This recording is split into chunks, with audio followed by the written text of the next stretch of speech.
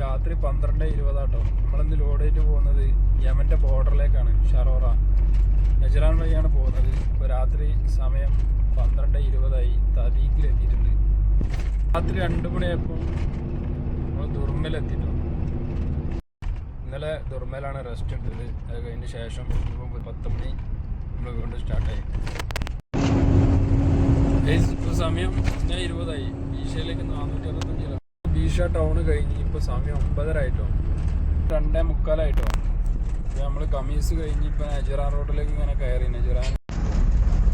അപ്പോൾ നജറാൻ റോഡിൽ ഇങ്ങനെ പോയിക്കൊണ്ടിരിക്കുകയാണ്. കമീസ് കഴിഞ്ഞ് നജറാനിലേക്ക് 200 കിലോമീറ്റർ, നജറാനിലേക്ക് 40, ഷറോറ 371 കിലോമീറ്റർ, റിയാദിലേക്ക് 1018 കിലോമീറ്റർ. അങ്ങനെ രാത്രി 1:50 നജറാനിലെത്തിയിട്ടുണ്ട്.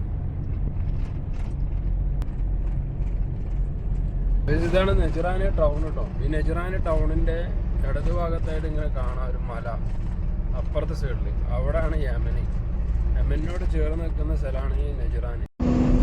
ഇപ്പൊ സമയം 7:21 നമ്മളിപ്പോ നജറാൻ ടൗണിലുള്ളത്. അപ്പൊ ഇനി ഇവിടുന്ന് നമുക്ക് ഷറോറയിലേക്കാണ് പോകാനുള്ളത്.